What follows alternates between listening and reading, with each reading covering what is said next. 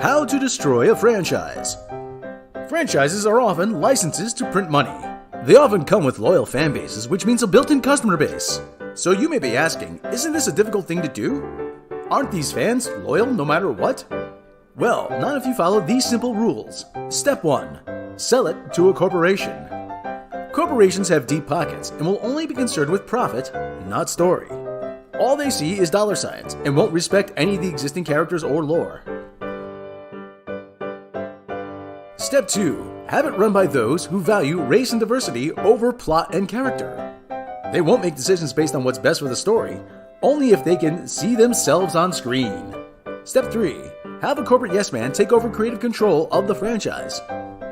It's your property after all. You can do with it whatever you want. And if anybody doesn't like it, well, they could go make their own. And as a bonus, you can sue them into oblivion for that. And when your franchise fails, which it will, you can just declare that the fans are racist. And nothing of value was lost. Following these simple steps, now even you can destroy a profitable franchise. Yes, of course.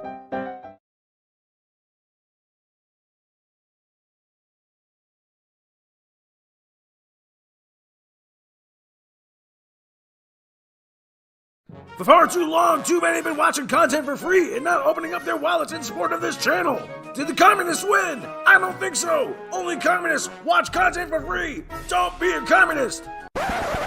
Hey, old pop Victimus here. Hey, why you listening to this guy? I mean, he's a lizard person. He literally eats babies, alright? I will eat your ass! Hey, these galactic grifters are really something, you know? Hey, you know how you get the best content out there? By liking, subscribing, and if you happen to be one of those rich.com billionaire types, by throwing a few bucks at a super chat every now and then. Hey, in this economy, nobody's got money to throw at lizard people, alright? Hey, take it from me. You'll click that like button if you know what's good for you, alright? Alright, I gotta go. Take care of your mama.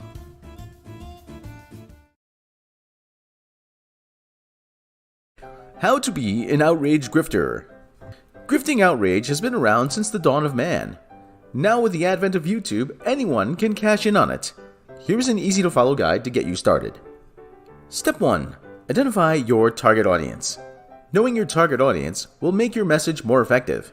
Step 2. Choose an outrage. Being outraged at something will make you identify with your audience. Nothing sells it better than your audience saying, "Hey, I'm outraged at that as well, back to you." Step 3. Play the victim card. By playing the victim, you're telling your audience they are listening to something they're not supposed to. Repeat phrases like, "They're out to get me," or "They're trying to silence me." Who are they? Well, they are not you, and that's all that really matters. This will put your audience on a war footing. The information war, the war on Christmas, it doesn't matter. All that matters is that now you have loyal troops who will carry out your bidding. It's now us versus them. And the more ambiguous they are, the better. Once you've completed these first 3 steps, it's time to move on to the final step. Step 4. Sell them the snake oil.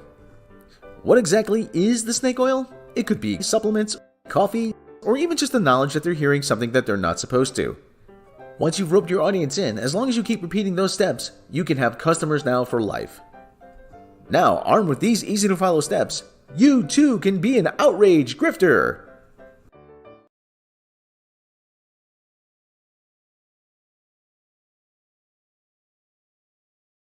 The only way to stop a bad guy with a lightsaber is a good guy with a blaster. Remember, it's never too early to teach your children proper use of firearms, because you never know when they'll be called upon to protect their freedom. Is that a holster?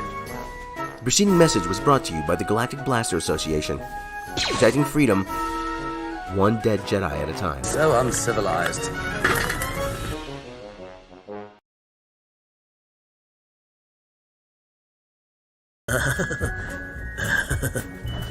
I'm a deer.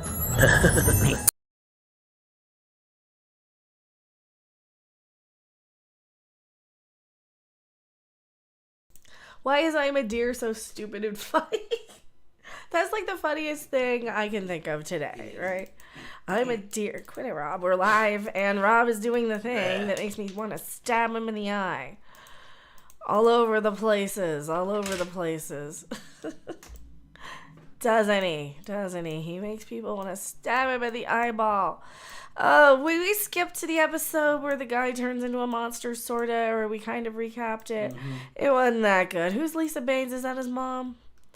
Was that Seth MacFarlane's mom or something? Or I don't know. I don't know. But anywho, how you guys doing? So, the Orville has been woke since day one, and I don't know how people might not be aware of that. And we need the green screen closer. And this is not focusing on me now. Come on, focus better. Green screen. You want to bring the green screen closer? Oh yeah, I'm sorry. He's not paying attention. I'm literally saying we need the green screen closer. And he's off in La La Land. So if you want to just go, and I can take this on my own because you're not paying attention. Well, one or the other. You want to pay attention or not? There you go. You going to pay attention or you going to be texting? No, I'm not texting. I'm looking at who Lisa Baines was. Okay. Apparently she's an actress. She looks. I think she was on Star Trek Next Generation. Oh, okay. Anywho. Every season of it's been pretty darn woke with some pretty progressive-y sort of messages, right? I'm kind of amused how people are either going to have to keep defending the Orville as the show they like, or basically stay jumped on the anti-trans kid bandwagon. We'll get to that in a bit. I'm trying to figure out how to touch this one sensitively on these two episodes because I did a video not too long ago where I'm like, is the Orville too political to really enjoy right now when I just want to turn my brain off and watch anything but a political message most of the time?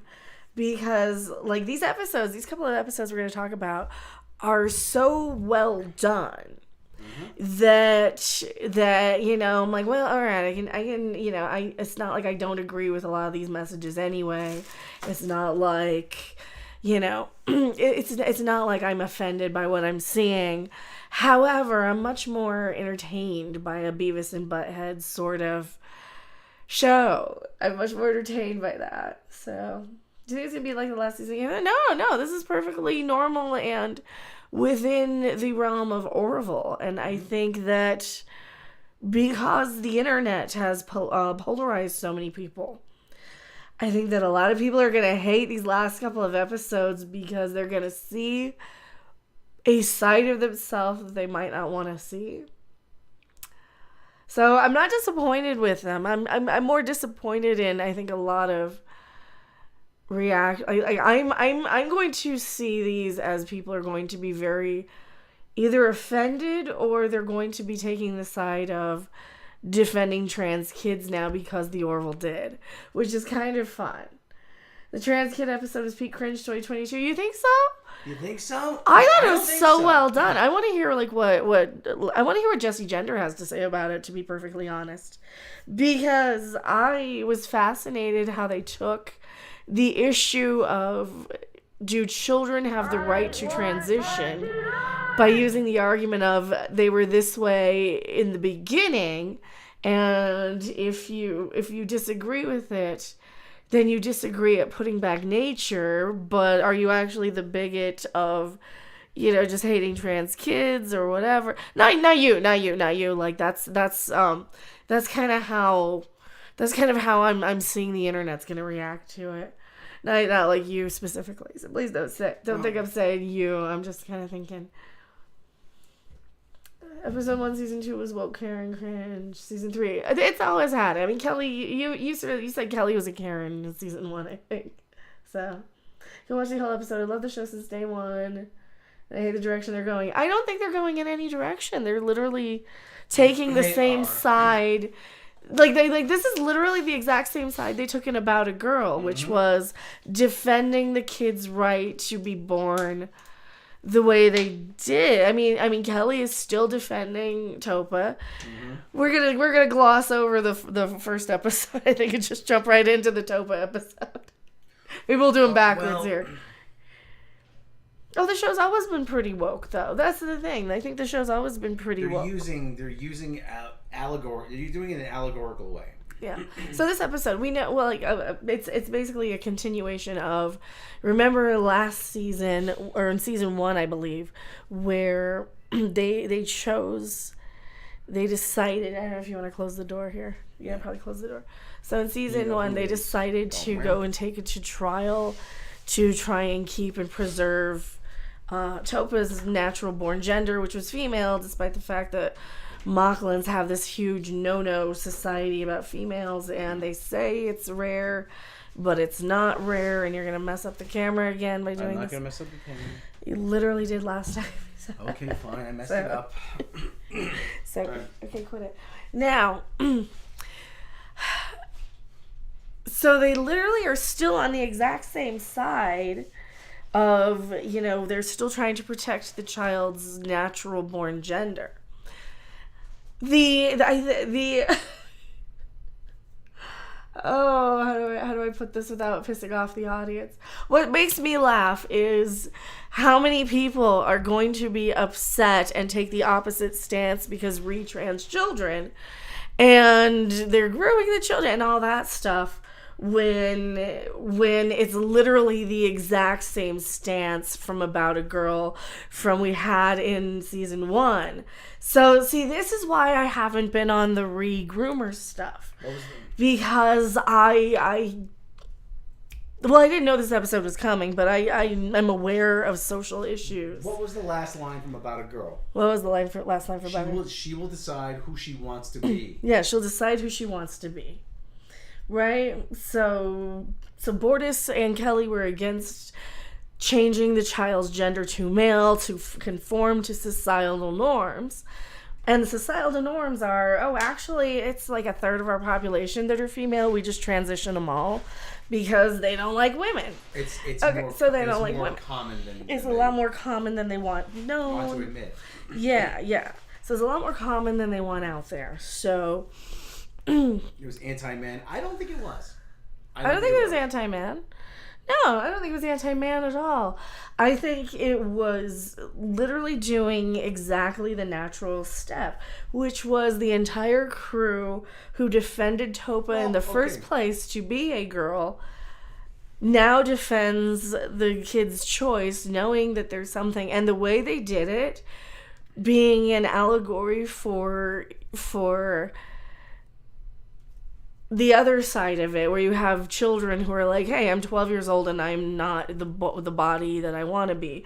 And everybody's been super duper triggered by that and trying to get in everybody's business and tell other people how to raise their kids. Well, don't we hear all the time from one side about your biological gender? Yeah. They were wanting to preserve the biological gender, and everybody was on board with that last time.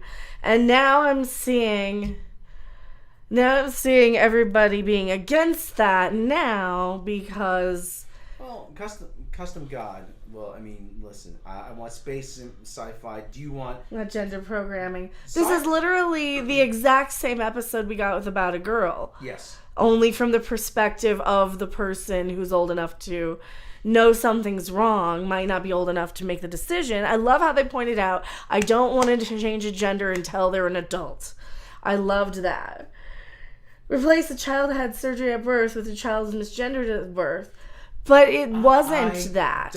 It was literally they changed the gender at birth. She was born female. Yeah. The Mocklins are an all-male society. And the rest of it is 100% lockstep with the trans kids propaganda, which I disagree with the people who are going trans children.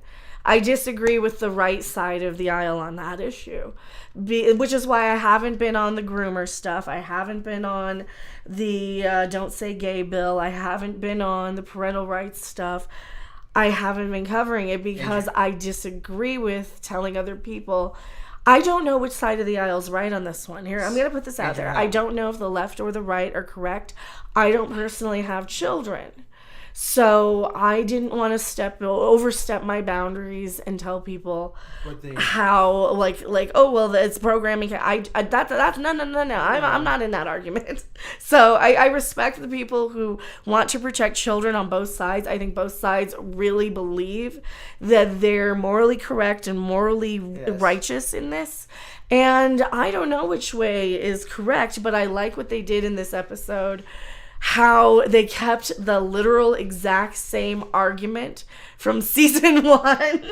Well, then 1/3 of their population will be going through the same thing. Well, we see that Clyden is very angry about it, and he wished he didn't know, and he was also trans. Yes, Clyden was born female and had gender reassignment. Yes. And he felt that he was born a freak. Yeah, and according to Mocklin customs, and Mocklin and it was more of a cultural issue rather than an acceptance issue. And I mean, we could make the parallels with what people think that the trans community is doing to society now, which there's no proof. I mean, what if the aliens land tomorrow? And it's all a test in who can see both sides, and I am the only winner. Okay, well, one thing we did see both. They did one change to avoid direct blowback. We did see both sides of this issue. I don't think they did any change. I think this is literally the natural progression of it, because they set this up in 2017. Mm-hmm. Listen, we did see both sides of this issue. We did. We saw the issue from the traditional Mocklin viewpoint, and we saw your green screening out the bottom, which is kind of cool. That's kind of cool. My shoulder also green screens. And we're seeing also the perspective from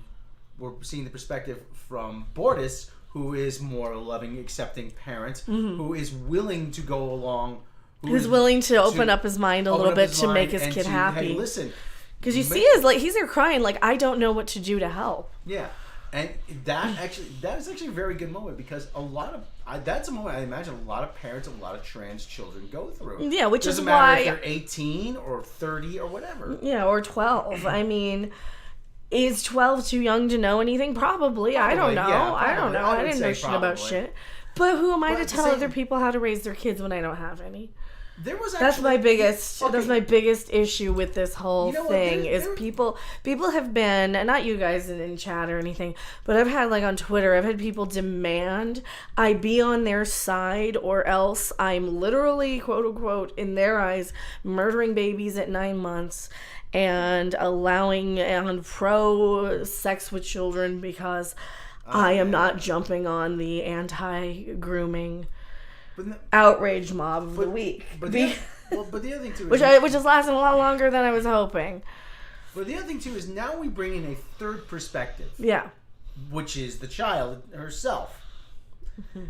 And we get to see what it is like for them to go through something like this, of not knowing who you are, not identifying with either gender, knowing there's something wrong. And I feel horrible for people who go through that. Well, I've never gone through that myself, but that must be a living hell for someone. Yeah. And to have society say that you're evil for, Mocklin society telling you you're evil for thinking this way. You're disgusting. You're a degenerate. You're a this or a... Yes, you're this, you're that. It's that's not very tolerant either, is it? That's not very morally superior. And let me tell you something. This is not new ground that they're breaking.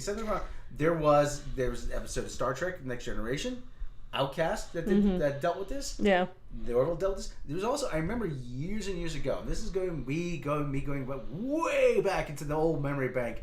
There is an episode of Trapper John MD, believe it or not, which was an hourly drama on CBS Sunday nights, 9:00, based on the Trapper John character from MASH. 30 years later, he was chief of surgery in San Francisco. He had two parents, a wife and a father, wife and a husband. They had a child. One of the doctors comes to them. I know he looks like a little boy, but inside he's really a little girl. He was born as either sex wasn't fully developed, and the parents had to make a choice for the child. Okay, so this has been dealt with many times. Actually, no, this has been dealt with quite a few times in television yeah. history. Okay. Yeah, it And could the- also be an allegory for genital mutilation, not just gender identity. Absolutely, nobody knows who they are at that age. I don't know who I am at this age. Yeah. Like I said, I identify as a 12-year-old boy sometimes because I'm laughing at schlongs and butts and stuff on the strip.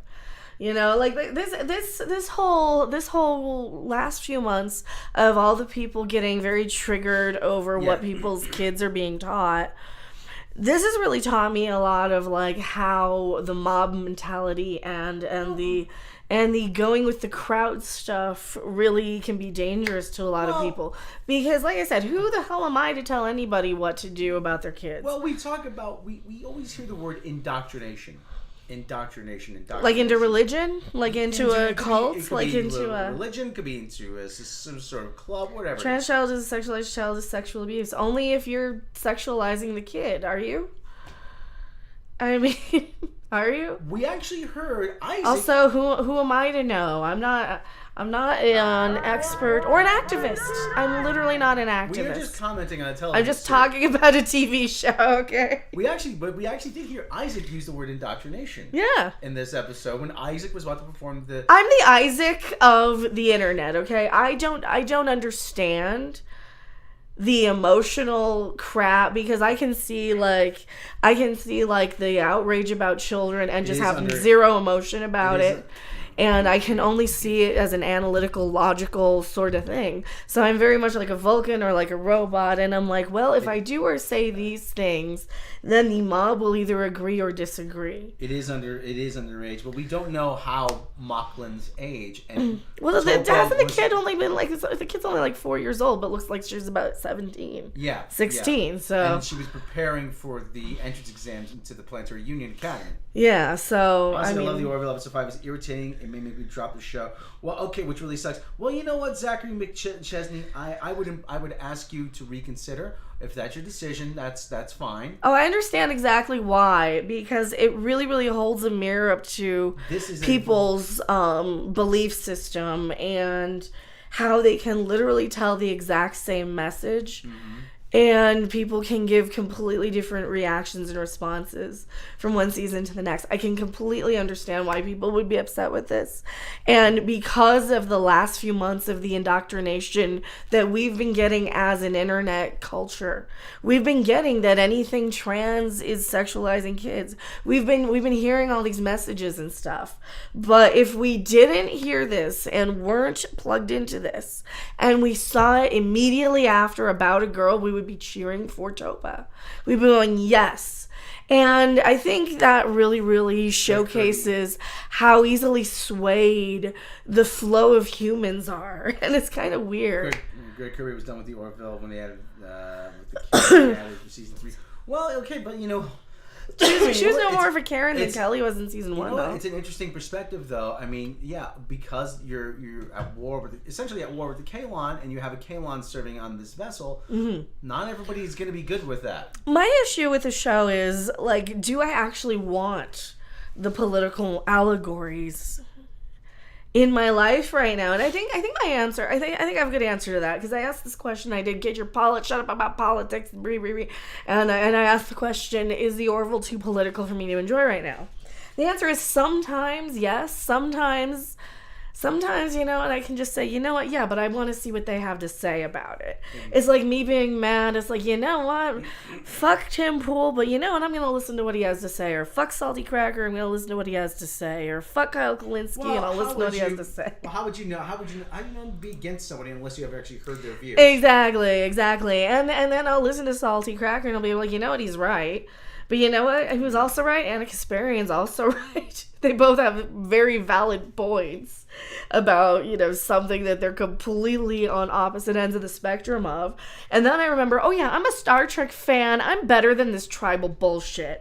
I'm better than the jumping on the bandwagon of they're grooming the children. I'm better than jumping on that bandwagon. The custom god says... Not only that, we're in a society where the currency is how much how much better we can be, how much more we can care about the issue than somebody else. That's really what it boils down to. We have this societal pressure, especially on the internet, of who can virtue signal the hardest.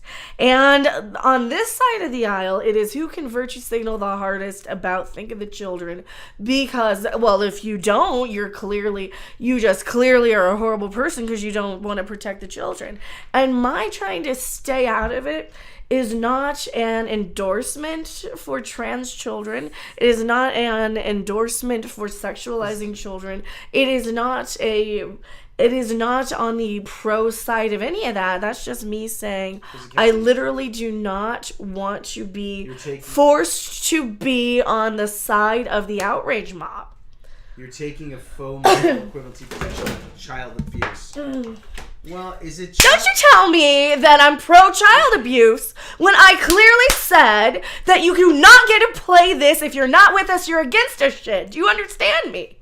I don't care. I'm like, this is what I have been so goddamn tired of with the entire argument of this groomer shit. This, if you're not with us, you're against us shit. What the fuck are these people? What the fuck is this goddamn message on this side of the aisle? All of a goddamn sudden.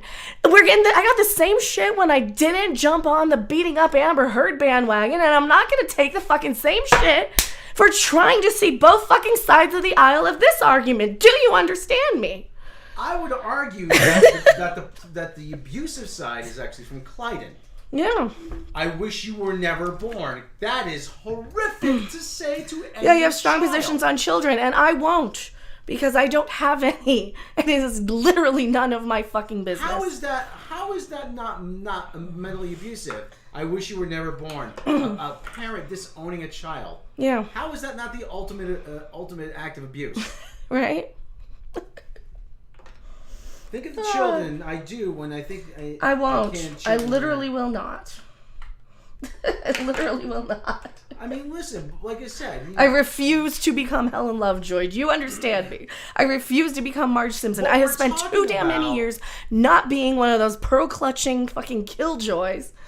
And I'm not going to change who I am now. Now, if being consistent with my opinions on activism, and because this is literally exactly the same as the wokier than thous. They have this moral superiority fucking opinion that if you don't agree with, you're literally a heathen, you're literally the devil, you're literally a racist, you're literally a Nazi. And this is literally exactly the same fucking shit I'm getting from the people who don't accept my position to not jump on the bandwagon, just literally for not jumping on the fucking bandwagon. You guys think I'm pro-child abuse? Well, seriously, fuck people who think that. Fuck people who think that. I'm just so sick of this. What we're talking about... I'm so sick. What we're talking about really is very rare to begin with. Okay? It makes headlines because it's it's very rare. It is an uncommon Oh, I know you don't thing. think that, Greg Kirby. I got a lot of people unfollow me on Twitter because I've been on this literal subject because it has been such a thing, and I had people try and cancel me for this too. Because what's one thing that I haven't jumped on? What's one thing? Remember when they were all outraged about the drag queen story hour last year or 2 years ago, and I said, wait a minute, kids are stupid. They're gonna think it's a clown. They're gonna think it's somebody in clown makeup. And I've been refusing ever since. It's been building and building and building with all this outrage of the trans stuff and the drag stuff. And I am glad I saw a different side of this. I am glad I stuck by my guns. Kids are fucking stupid. They're not going to know this. They're not going to see a lot of this stuff. They're going to see cringe bullshit just as stupid as the people who came along and being, oh, we're going to pray now. Let's go to Bible camp, everybody. And they're going to see the exact same type of cringe, lame-ass fucking people. You know what? Men have always worn women's clothing. I mean, Monty Python, they did it. You know who else Milton was super Berle. feminist or femme-looking? The founding fathers and their tights and their powdered wigs. So, They wore seriously. wigs, yes. They wore powdered wigs and And tights. they had hankies. And They were fancy and lads. snuff. And they hung out in France and they spoke French. Ooh la la. Oh yes, the founding fathers that And they everybody read- loves so much. And They wore read tights and powdered and they read wigs. poetry and admired science, you know. Kids are as stupid as you think of a Yeah. parent. So you're just saying that your kids are. You're just saying that your kids are so stupid that they're gonna see that and just be, oh yes, and now I'm indoctrinated, and everything my parents have ever told me and instilled in me, I'm just going to ignore all of a sudden because this lame ass cringe motherfucker is gonna come along and whisper in my ear. Are you really telling me you have that little faith in how you raised your kids? Listen, I'm not a parent, but the worst thing that's gonna happen is fine, you can't raise your fucking kids, and you need to protect them for you. Is that what you want to hear? You can't raise your fucking kids, and you can't, and you need some idiot on the internet who doesn't even have any to keep the trans people away because you did a terrible job as a parent. Your kids are in their 30s. Well, there you go. The worst thing that's gonna happen is so you don't mean you need to protect them. Is they're not the worst thing that's gonna happen is they're gonna ask mommy, daddy, why are she looks like a clown. Why are people being mean to the clown lady? Right. And then you're gonna have to explain why. And they're gonna say, and if the kids will say, well, because we hate them. Like, well, why? I don't hate them. What did they do to me? That's the worst thing that's gonna happen. Is the kid will start to question those dodgy beliefs in the first place. I mean, listen. This is not anything. I don't think Seth is doing anything that's too radical. This is literally the exact same message he had in About a Girl that nobody had a problem with. That everybody praised, that everybody said, hey, look to About a Girl for your trans allegories. Yes. And now all of a sudden everybody has a problem with it. And I'm kind of disappointed in the internet at this point because I thought we were better than that.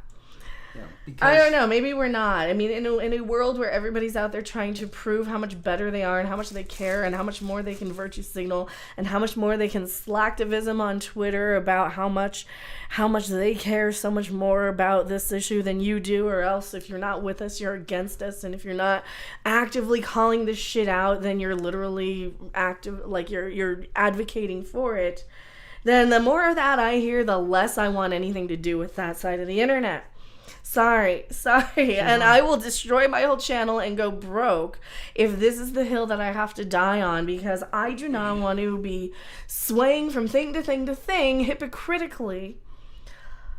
I already get called out for hypocritical takes, and if I can put my foot down on this one and acknowledge it and recognize it. I don't understand listen, it's this, like I said, this is not indoctrinating anybody. This episode is not indoctrinating. They are showing. This is literally the same message from About a Girl. The fact that it is, like I said, it's the same message. It's the same characters, same message. All it is, we've moved 2.5, 3 years later, or 4 years later, whatever it is, and now we are seeing the outcome of that initial second episode. The only thing that I would say has changed is now we have people that are demonizing a very small section of our society. I think they're demonizing they're flinging children at people for clout. Have I seen Umbrella Academy season 3? No, I didn't watch it. I didn't watch it. I found the episode to be not entertaining. I watched for entertainment. Okay, fine. That's kind of been my issue with the Orville since. That's a fair critique. And let me get there. That's literally been my issue with the Orville since season 1 and 2 has been. Do I really want a political message in these things? Because I'm the person who doesn't like Darmok. All right, I'm the person who doesn't find that entertaining because it's not an entertaining episode of Star Trek. It takes too long to get to the point, and it's a little too damn preachy about tolerance and acceptance and learning to live and work and communicate. Fuck that shit. I don't like that episode. I don't like the super overly political episodes. I like the fun holodeck ones. I like the stupid storylines, and frankly, I don't want political messages in my entertainment as well. The Orville is something that I can score very highly for its ability to tell a story, to get from point A to point B, to be consistent with its own, and pretty much anybody complaining about this literally flipped between season 1 and 3. So I've ruled on that one. It's just literally a flip flop because Tribe says so. I will say in its defense that science It's fiction, too long though. It is. Every episode's been too ran long. An hour and 15 minutes. Every episode's been about 20 minutes longer than they need to be. A lot of science fiction has dealt with modern day issues through a sci-fi lens in order to make some sort of larger point within the story or to bring to light certain things. A Private Little War from TOS. Let This Be Your Last Battlefield from TOS. Again, Outcast from TNG. And then you have more personal issues. Hollow Pursuits from TNG. You have, like I said, District 9, the, what's the guy's name? Is it Neil Blomkamp? Blumhouse, whatever his name is. District 9 was an allegory for apartheid. The Day the Earth Stood Still was about nuclear disarmament. So this is all nothing new. Maybe because I've seen all this stuff. Maybe because I'm more willing to give it a pass. But at the same time, I'm like I said, this is done I think this episode was done very well, and it dealt with a very serious topic in a very respectful manner. And then the person that resolves it is Isaac, a person who has no stake in any of this. And wants really to do the right thing. Also, Stranger Things found absolutely fantastic. Okay. Hey, Phonebox Chicken. There was a gender identity. Gordy changing into an alien with a neon blue. Okay. Movies, TV shows are too long now. People like Kate Bush's song now because I hate that song. That song was awful in the 80s and it's awful now. And if they're just jumping on that now, then they have no taste in music. Next question. Stranger Things Season 4 Volume 2. I didn't watch Stranger Things.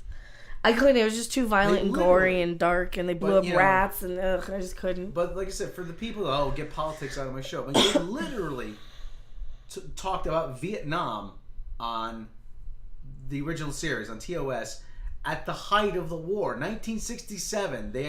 They called it the Brush Wars. Well, no. It's not that they want politics out of their stuff. Is they want their ideology of the week. We are in too. This is what really drives me crazy, because I cannot see past the clear and blatant flip flop for literally no reason other than Tribe is mad at trans people now. And that's all my brain can see on this, because it's literally the exact same message from About a Girl that we were all on board for. What changed? I didn't. All I know is your heads would explode if you watched All in the Family. Oh my god. You would not survive a half hour. It's hard to argue with people. Well, we're not trying to argue. I'm not taking a stance. It's hard to argue people who operate the idea trans kids are not Munchausen. We're not arguing though. I'm literally saying you guys changed your minds. That this is literally the exact opposite of what we said for About a Girl. This is the end of that particular story arc. Yeah. I'm not arguing about trans kids or not. We're arguing that that to be upset about this would literally only be to flip because Tribe says so, and I don't play that. I do not argue with the Tribe. I don't argue their little stupid talking points about Munchausen's or abuse or sexualizing, because I'm not taking an opposite position to them. I am taking the position that the Orville within itself literally gave the exact same message. And for me to be upset by this would be hypocritical when I literally was on board with this from day one. Well, like I said, the last line of About a Girl, she will decide whomever she wants to be. And she decided. She literally decided for herself. Like I said, the story has come full circle. Like I said, it has nothing to do with the real world. This is just literally the episode. You can make allegorical connections to the real world, which I'm choosing not to. I'm just saying that for me to flip flop would be hypocritical. However, like I said, we are seeing the end result of that story arc. Mm-hmm. Whomever Topa decides to become, that will be up to her, or whatever he said. We can't show you the clip because ooh, boy, they're really touchy about that. This is just like the people who say that when I don't personally want a gun or a firearm myself, they literally think, and they can't hear anything other than I'm trying to take them from them, and I want to ban them from having it. When I literally say I support the Second Amendment, do not want to take their guns, want the good guys to have them. I personally don't, but they still argue, well, what if this? And you need to, like, they don't understand that my mind has been made up from arguments long since. Like, I've had a gun pointed to my head. I've had all of these things happen. Fortunately, I have not had. And the thing is that they still want to argue because they've now placed me on, you're the enemy because you don't agree with me. And this is just NPC talk. It's just noise at this point. It's just NPC talking points and noise. When people want to try and argue things with me that I'm literally not making the point of. So we might as well, let's go back to arguing why I should not have a gun. If we're not making a real connection, it's just boring long episode that's conclusion of a previous boring and arbitrary arc about generals of a race that was created for comedy. There's the thing. I don't think this series was created, quote unquote, for comedy. It was sold as a comedy. It was sold as a comedy because of the network. Because Fox. However, he was just wanting to make Star Trek. Yes, he wanted to make a Star Trek series. He's wanted to make a Star Trek series. It's fair if you didn't like it then, but I liked it then. So for me to change my mind would not only be inconsistent with me, because I fucking hate kids and don't really give a damn, and two, they canceled me for that one too. They tried to actually put me on this, like somebody, like I would tweet out, what should I make a video on? Any video topics. Oh, you should make a video on those kids you guys. Why? I fucking hate kids and guns, and they canceled me for that one. I'm getting attacked for opting out of profiting off of dead babies. You guys, so you want me to profit falsely off of dead babies on a cause that I am literally not, like there's been so many of these damn things. I'm desensitized at this point. I can't even pretend to be outraged because they just go in it's like a video game at this point. I can't even assume anything's real. But for people to literally get pissed at me for not jumping on activism is literally the opposite of what my channel was created for. I'm the person who rails on the Mary Sue and their little, well, you need to think of this and you need to be more this and you need to be a better person because of that. Well, so when I get the same from the other side, why wouldn't I rail on the other side? Well, look at Bortus, look at Isaac. They look like parodies, like something out of Galaxy Wars. I disagree with you. Like I said. Isaac was Data. Isaac is Data. Bortus was kind of a Klingon. Bortus is Worf. Kind of, yeah. Yeah. Alara was. It's literally the same show. It's the same show. It's literally the same show. It's the exact same episode. It's the exact. This is what I understand. This is literally the exact same episode message we got in About a Girl. If anything, criticize it for, well, they just did the same episode. They just did it again.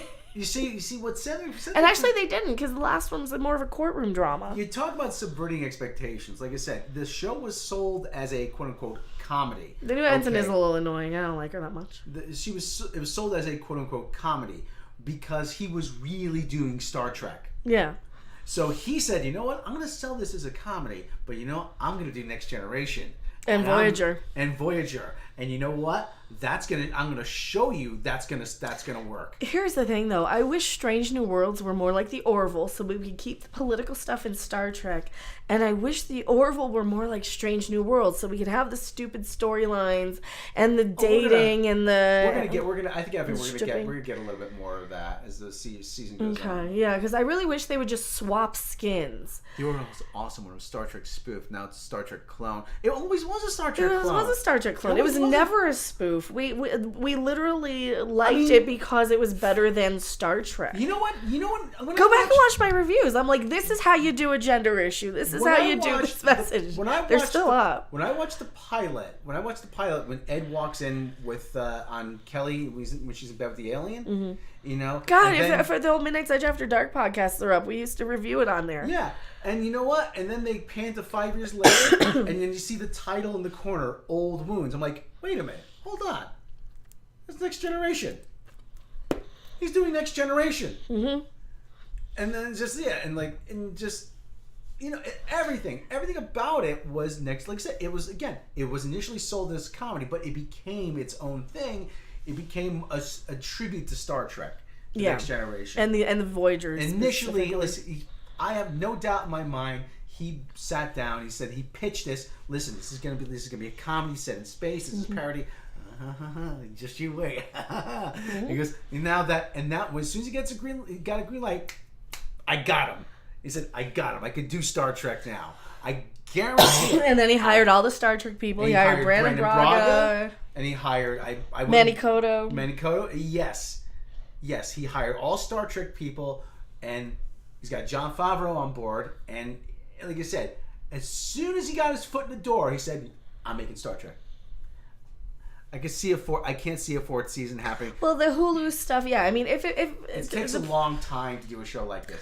Yeah, I don't know. I don't know if they're going to do another season. I would suspect this might be our last one we get. However, the problem I see is more of a cultural issue of everybody who used to support it is now jumped off. For me, it's like, I personally am like, do I really want this? Because I enjoy the crap out of Beavis and Butthead. Mm-hmm. I enjoy the crap out of not having to take anything seriously and have Beavis and Butthead go around using their white privilege to do stupid crap. Aside, please. I have white privilege. Butthead's pronoun reveal and all this. So I love riffing on shit. I love making fun of it. I love the show got immensely worse when it started to lose the humor. I don't think it ever lost the humor. No, I think, listen, it still has the humor. It's never had a whole lot of it. But it knows it has jokes when there are good times for it. But when it needs to be quiet, it knows when to be quiet. It knows when to pull it back, and it knows, say, okay, you know what? This is like when Claire was mourning Isaac on the holodeck. Like I said, you throw a joke in there. Oh, geez, guess this means you're single now. Like, no. Aw, kitty, Agent Orange kitty. It's a kitty with a capybara. Oh, he's so cute. So it has lost its humor. The humor's still there. It's just tempered. The humor is tempered now. When Malloy eats the dessert and he breaks out in hives. Mm-hmm. I mean, like I said, the humor has just been tempered with other elements. Listen, if there was too much humor, then people would be complaining, oh, well, it's just Galaxy Quest. Yeah. It's just, I can't take it It was always serious. Pretty serious like that, though. I mean, it always, like, look at About a Girl. It always had super trans allegory heavy. It was always super political. The first episode. And I think I might have even said, it's like, do I really want this political stuff even back then? Do I really want so much? The first episode, even, I mean, Ed is coming back off a divorce 5 years later. He's hit the bottle pretty hard. He's fallen on hard times. He's getting a second chance. And it's one man trying to redeem himself within that. And yeah, it's a test for him. TNG also had elements of humor. Yes, it did. There's more ha ha ha. Data doesn't get it. That I understand. Sometimes, Isaac is the butt of a lot of those jokes. When he walks into the bar, he has a mustache and a cowboy hat. The square footage of this, this area is not sufficient enough to support our mass. Mm-hmm. This town ain't big enough for two of us. Season 1 was its peak. Season 2 became progressively more crap. It keeps progressing. No, I think it's getting better. I really do. I think it's hitting its stride. We're getting like even the first episode in this. I mean, yeah, I think personally I don't like the super duper heavy messages, but I can sit there and appreciate and still I still like these characters and like seeing how they resolve their stuff, despite the fact that they're talking politics again and they're talking about racism issue and bigotry and trans stuff again, because I still like the characters in the setting and how they handle it in an intelligent way that doesn't insult it doesn't insult me, because I am me and I'm always going to be the smartest asshole in the room, and I know it. And Rob is going to hate that. Rob hates that about me. But I can always get exactly why they say the thing they say, and I know why he did this. He did this as a way, because I think they picked this way to tell the story, as a way to probably combat a lot of the they're grooming the children stuff and the trans people around the kids. And I'm glad they told the story the exact way they did, because it makes me feel so much better about my decision of what I've been doing for the past few months. If that makes sense to anybody. It makes me feel better about my position to butt the fuck out of it and not jump on the damn tribe. And even if that means I go broke and I can't afford to go to the fucking doctor for my foot, that's okay. I'll probably just tell me to take a damn aspirin anyway. Now.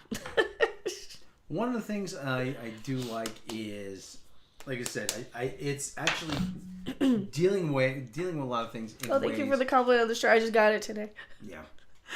Walmart shirts, $10. Oh. Yeah.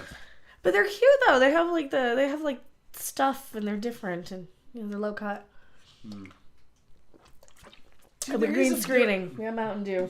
See, but for people to say, "Oh, well, this Star Trek won't work today. Traditional Star Trek won't work today." It will, as long as you're kind of open to it. But I think we've gotten so polarized that it's just pushed people further to further extremes. And this is why I say that a lot of the people who literally had zero problem with About a Girl last time now have a problem with the literal exact same message, instead of the fact that they just retold the same story. Yeah. That's the only Orville episode I liked, was when Ed and Kelly got captured and put in the alien zoo. That was actually a good one, but that's also... that was a funny one. That is also, what the animal rights people say, is it right to lock animals up in zoos? Yeah, that was pretty. That was a political episode too. Yeah, because they view, like, every episode has been extraordinarily political. There is some sort of larger point they try to make. But however, they disguise it very well. This one was more open. Well, yeah, this season has been racism against Isaac is bad. Well, okay, Custom God and New Star Trek is total garbage. I agree with you there. It is. Oh, God, yeah. Oh, God. Well, but that's the thing, though. Like, I'm enjoying some of Strange New Worlds more. Like I look more forward to watching Strange New Worlds than the Orville, because the Orville is so heavy political. It's like I get so much of that if I click on a Tim Pool video or a Salty Cracker video, because those are the political sort of opinions that I hear. And but you know, and they don't make a good case for their sides. I gotta listen to more Sticks, Hex, and Hammer. He's more normal. At the end of this episode, more interesting. At the end of this episode, they jeopardized the relationship with the Mocklins. They jeopardized. You're praising it under duress 50 times. No, I really enjoyed what they did with it, and this is exactly where I wanted it to go then. I wanted Topa to grow up and say, hey, I'm a girl. And we would have to be faced with... Like, this is literally what I wanted. I wanted her to stay a girl in the original, because I vehemently disagree with... That was a joke, he says. Oh, okay. My computer's doing the thing again. It's doing the thing again. It's just, I didn't reboot it. Oh, okay. It's the speakers. The memory's probably all... It's the speakers, so... I hope it's not trying to go through my mic. Volume mixer. It's not trying to go through my mic, is it? We're gonna find out. Recording, playback. Yeah, it's fine. It's going through the speakers. I just don't know. Sometimes it's... Please don't think I'm, like, mad at you guys either. It's just... I had people, like, literally call me Nazi and this and that for not jumping on this stuff. And I'm like, wait. Wait. There are genuinely parents that, like, I'll watch a Libs of TikTok video. There's one I watched not too long ago. She said, yes, my child is transitioning. They're 12 years old. No, it's not too young to talk to my kid about this. And I literally told them about them having reproductive consequences for the rest of their life.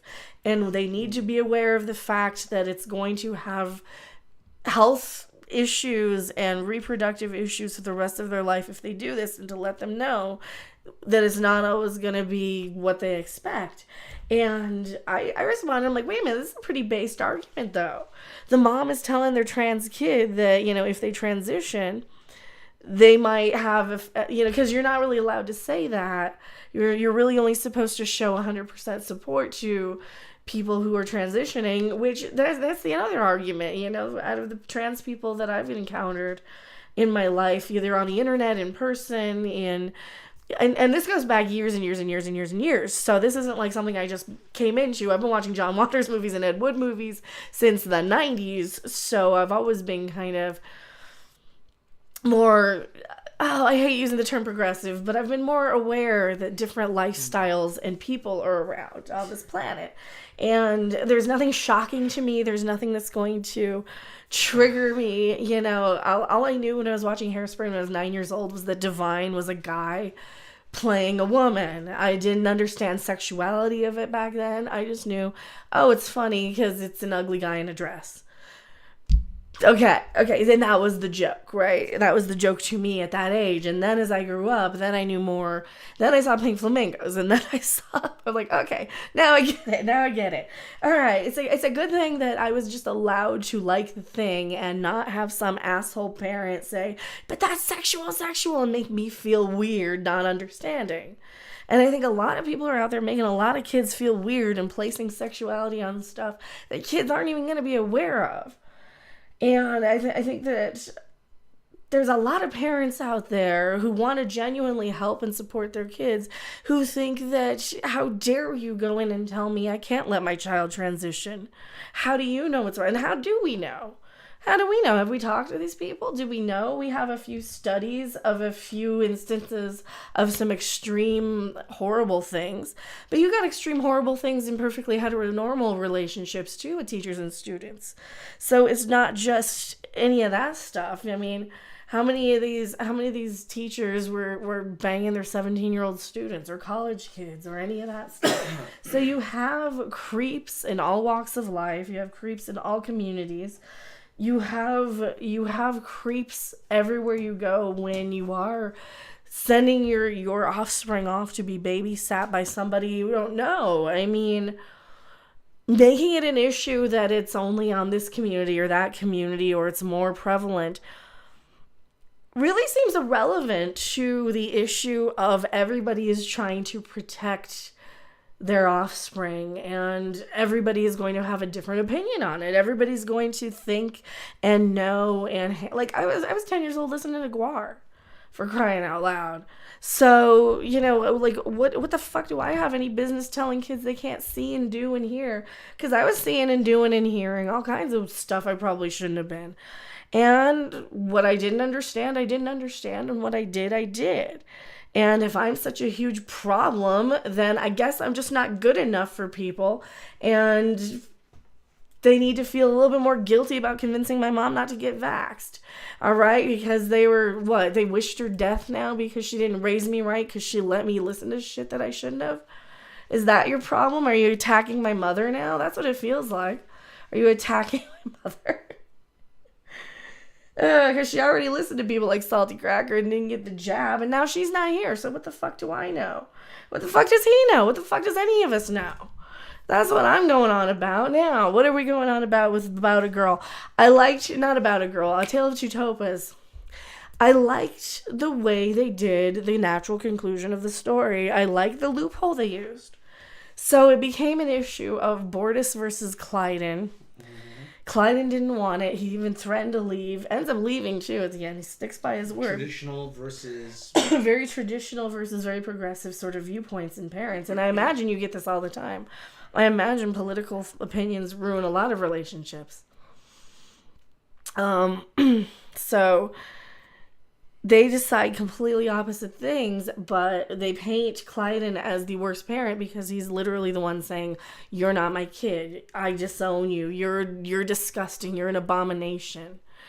And that's literally what people say. They say, "You're a degenerate. You're a this. You're a that." So I'm like, well, it's not like I haven't heard a lot of the bigoted shit even directed to me for not jumping on the defending the the children from the trans people or something. So it's not like it's without the realm of possibilities. I've literally gotten that just for not jumping on the bandwagon. Yeah. What else you got to say about this? You like? Right. What else? What do you want to say about the episode? What about the Isaac conclusion? Well, the Isaac conclusion. I like that Isaac was would be the one who has absolutely no stake in it. Mm-hmm. The one who that would has the least to gain would be the one to stand up for Topa. Yeah. Yeah. Yeah, the least to gain. Well, he did gain like the respect of the crew, though. And he's like, well, I think that the crew is going to like me more. Oh, you're getting a thunderstorm. What? You're getting a severe thunderstorm in Connecticut. So. Mass, Rhode Island, parts of New York. See, aren't you glad you're here? It's only 150 degrees in summer. Yes. If I walk outside, I'm going to explode. I'm going to spontaneously combust. It's not that bad. It's really not. So yeah, I just don't know what's the right thing, what the right answer is on a lot of this. And I like that it did point out both sides of everybody wanting, like at the end of the day, I don't doubt everybody wants to protect children. I don't have the answers onto what side is correct though, because I literally can see the hatefulness that a lot of trans people get just in the wayside, just randomly slung at them on just for existing. It's like, that's not a nice thing to say. Like I don't know. I'm an asshole, and so I should know. So I liked how they did the episode. Was it entertaining? It was kind of long and slow.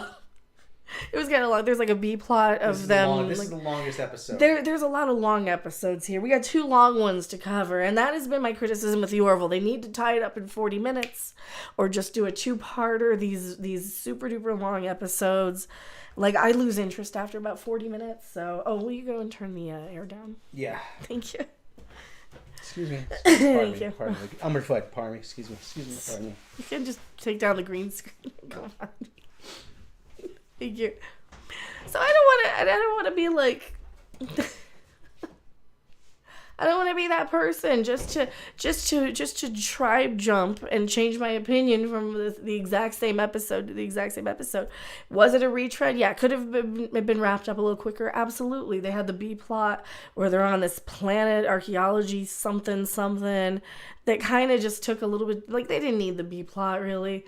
The big issue that they had was that everybody agreed to do the surgery on Topa to reverse the sex change that was forced upon her at birth. And then the union said, wait a minute, this might be a bad idea because the Mocklins don't want this. The Mocklins are upset with this. The Mocklins will start an international incident. So everybody's like, hey, what if we just do it anyway? What if we ignore that? What if we ignore the orders? Claire even was going to resign her commission. She's like, well, you know what? So a union officer can't do it. How about I just resign? Topa's life's worth that to me, That's literally the point of me being a doctor, is to, heal people. And everybody was convinced that this kid would be happier the other way. Did they kind of rush it? Probably. It would have been nicer to see more episodes leading up to the fact that Topa gravitated more towards the feminine. I think that would have been interesting. However, that's a lot of the time they do that in these sort of Star Trek-y sort of shows. They just kind of pop in a storyline, just one episode, and then done. What else can I say about this one? So the final conclusion is that, well, an officer can't do it. She's on board a ship. If she goes somewhere else, she'll get attacked, and the Mocklins will probably get her and throw her in that torture camp thing or whatever for trying to get changed. So Isaac comes in and says, you know what? I can just do the surgery. I'm basically capable of performing every single task on this ship if you just program me right.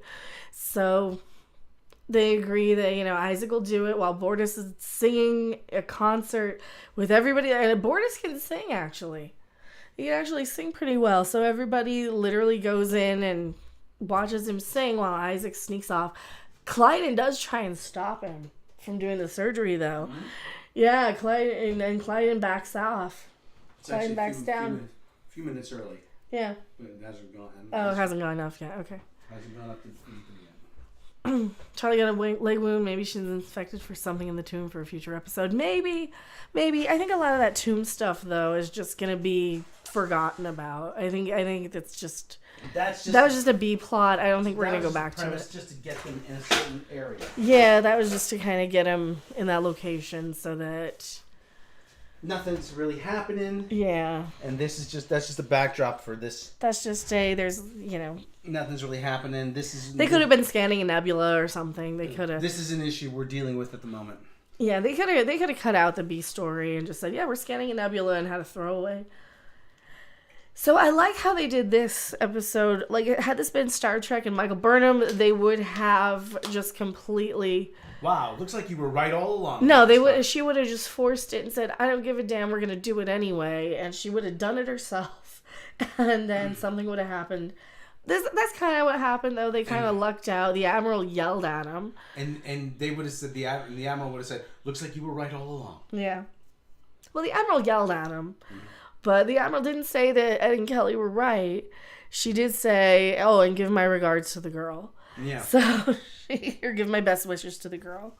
So she kind of gave him a nod, you're right, and I agree with you. But you really shouldn't have let this happen. And he's like, yeah, we did it. And I have to chew you out. I have to chew you out. And he's like, I understand. And we know we screwed up and we're incompetent and we didn't know this was going on our ship. So not only does that make you disobedient, it makes you negligent and incompetent. See, and the fact that it was a Kalon who did the surgery, was enough for the Mocklins to be like, well, we don't want to poke the Hornets right now, and it strengthened their resolve against the Kalon. Yeah, so it was actually a win-win. It very much was a Star Trek sort of. Well, we have a third solution here, so. Yeah. So I enjoyed that episode. That key is too high. That was funny. That key is too high. Do we want to go to the other one? So the other episode, and what's the score for this one? What would you give it? I give this one a 4 out of 6 Chewbaccas. I'm trying to think of how much I actually enjoyed the episode. Very compelling. Very, like I said, very, very well written. Very well acted. Mm-hmm. Very well directed. This was paced better than the other one too. And we got to see Bortus sing. Oh. What's a Chewbacca? It's a Wookiee. See, on the Chewbacca scale for rating movies, there are 5 Chewbaccas, with 5 being the highest. But technically, there is a 6th Chewbacca for movies that are so awesome that 5 cannot contain them.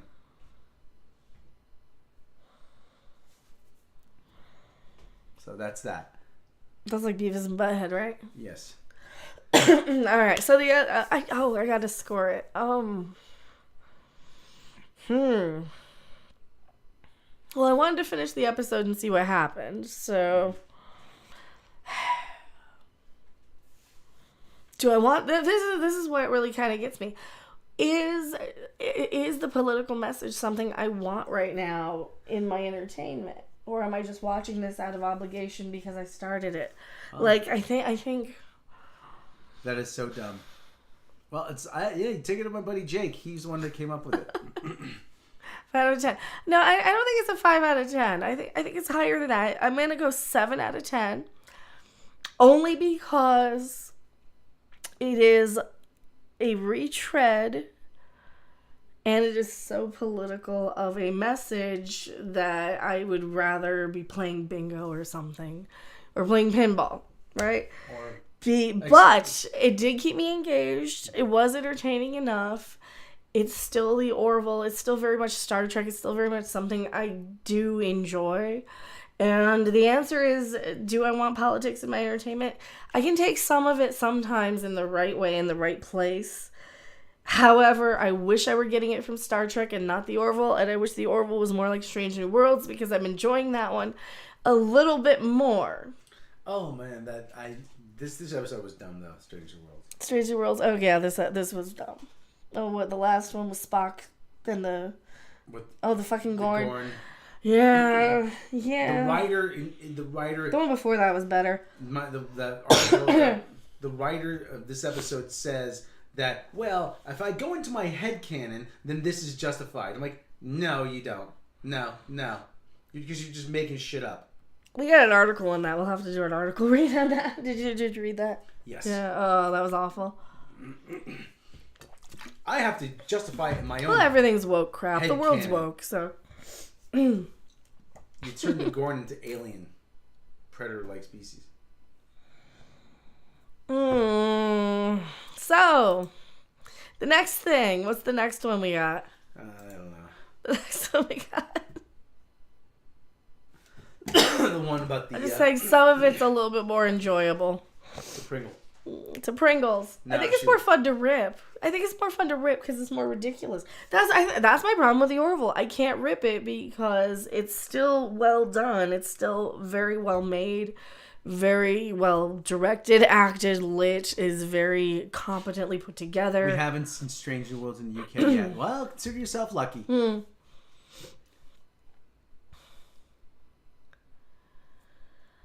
For me, it doesn't even reflect current day because the episode's missing the T and the P aspect. I don't know what that is. P and the T. What's I that? don't know What what does that that mean? I have no idea. I don't know. Alright, so the next episode we watched is going back before this episode since everybody wanted to talk. Well, the trans one kind of came as the big most important focus because that was like the big one. So the episode before this is a recap of the Krill story arc or a sequel to that one where the chick that was the spy that Ed was banging. Well, he set her free, but stuff happened since she's been set free. Be behind the T, come down to earth. I have no idea what that means. What does that mean? I don't know. Toilet paper? I don't know.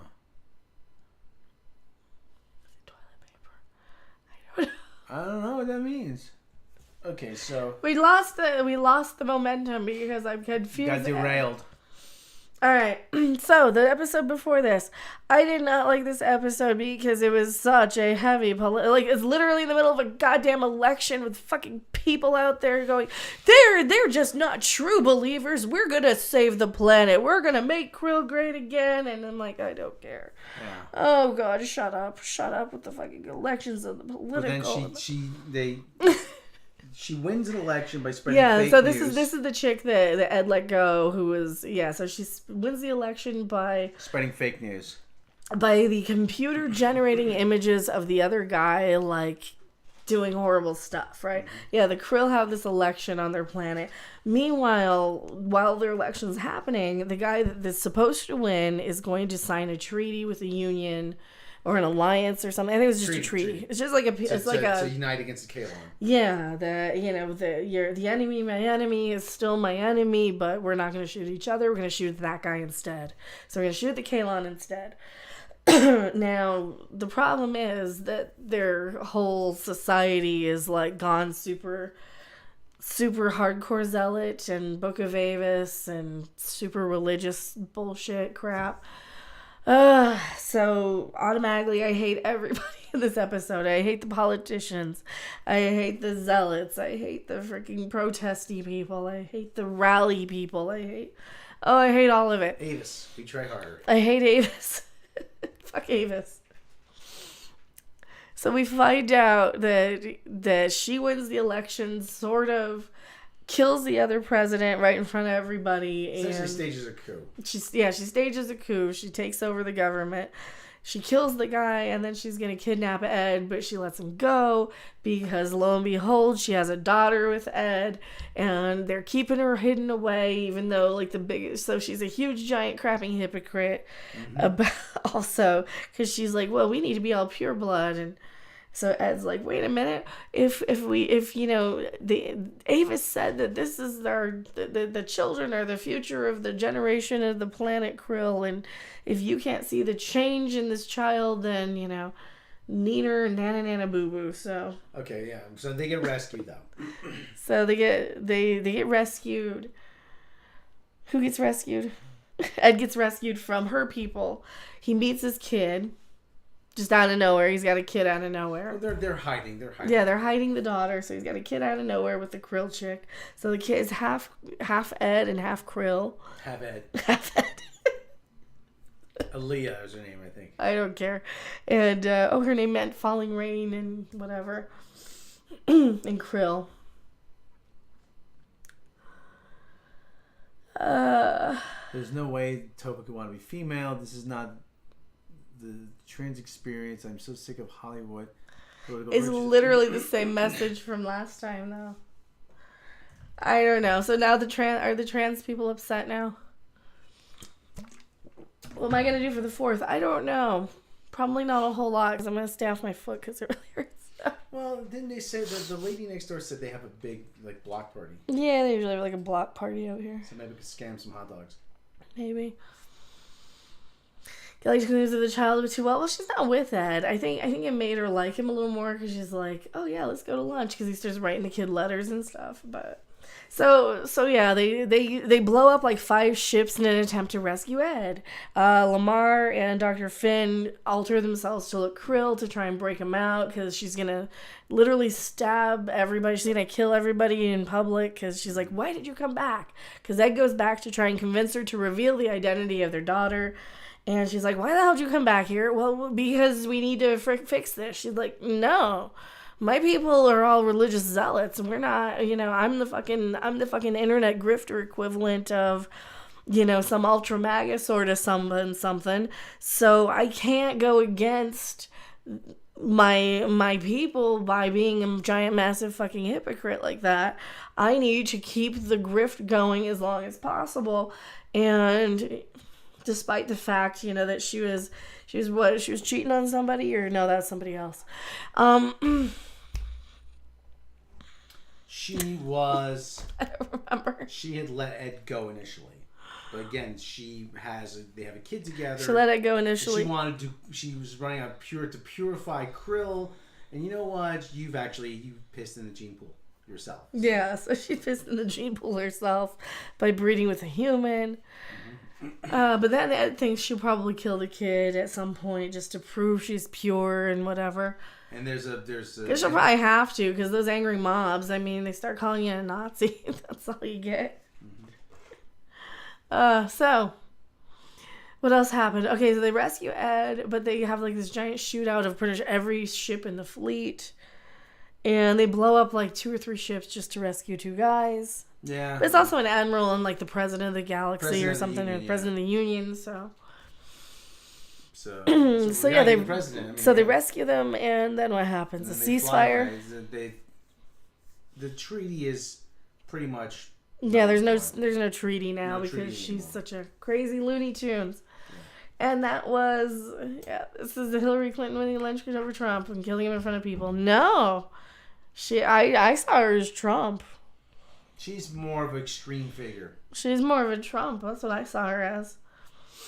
I don't know. Maybe this is another one where you see what you want to see. But then again, I saw both of them as Trump, though. Because I'm like, that's really the only political point of reference I have is, oh, everybody hates Trump. So she's Trump and he's Trump. Got it. I don't know. I'm not politically enough to know their allegories, but I know I did not enjoy the episode that was all political, military, coup, children. Think of the fucking children again. Oh my god. So that's another thing I'm not really enjoying the Orville a lot with, because 2 episodes in a row I've been thinking the fucking children. It's been, what, 3 or 4 episodes this season. Like, oh, I'm tired of kids. I'm just tired of seeing them. I'm tired of hearing them. I'm tired of knowing they exist. I am tired of being in their presence on TV and in movies and thinking of them and having everybody say I have to protect them. It's not my job. If I wanted a kid, I would have had one.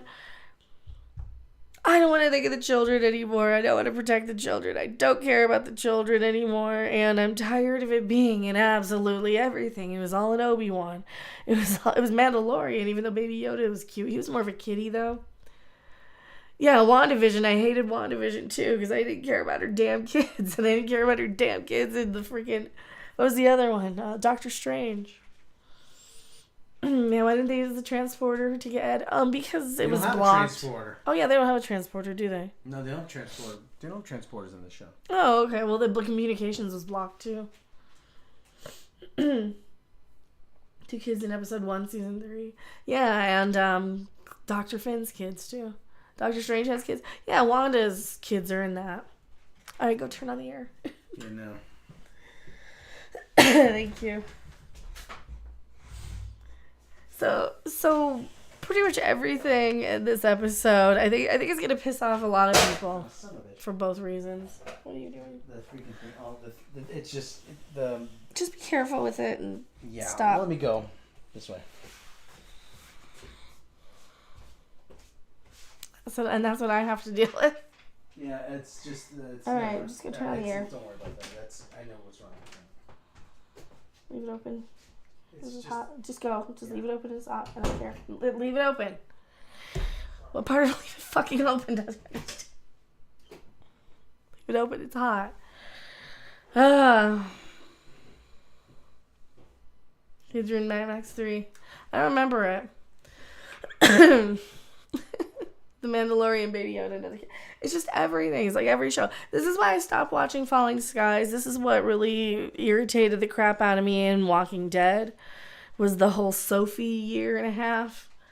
And then they had the damn baby, and I'm like, oh dear God. And then I think they finally shot the one kid in the head. The Look at the Flowers, Lizzie, and I'm like, all right, there. And we'll end on a high note, and I didn't watch anymore.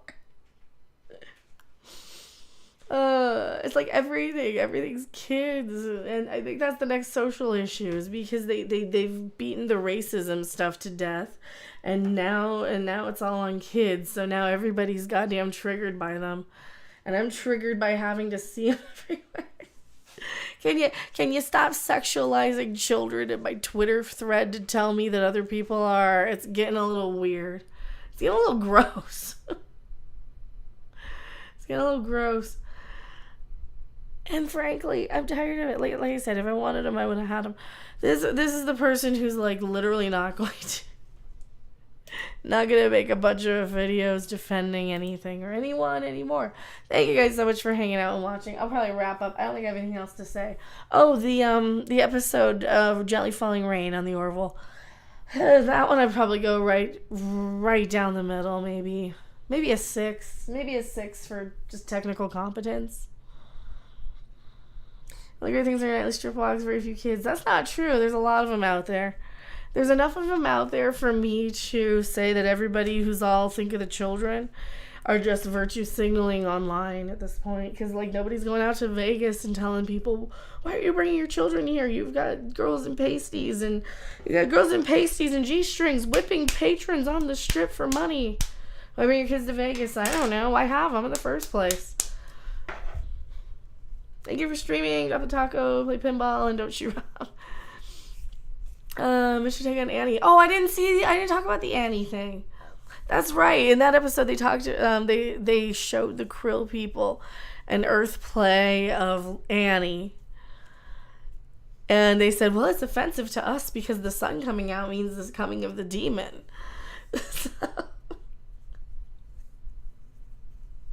That was funny. They're like, it was disturbing. That shrill child kept threatening us with the sun coming out. It was a black Annie. I don't know. It was like an alien or something.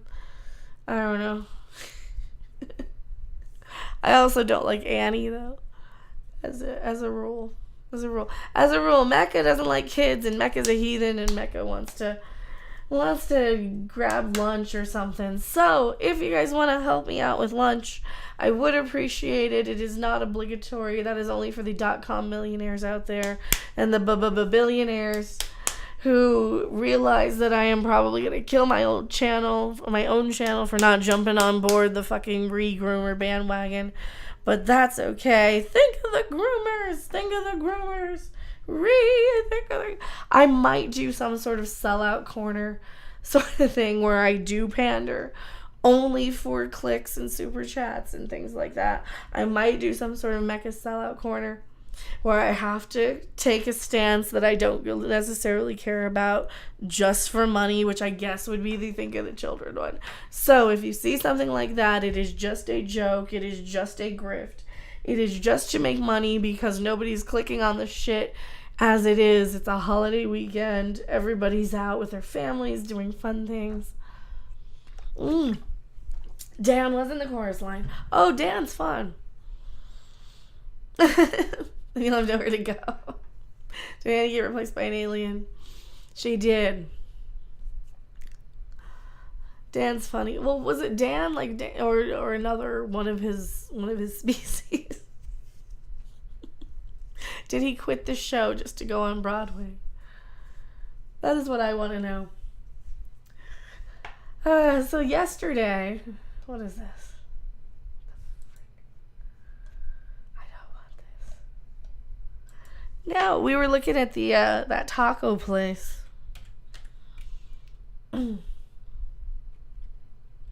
Tacos near me.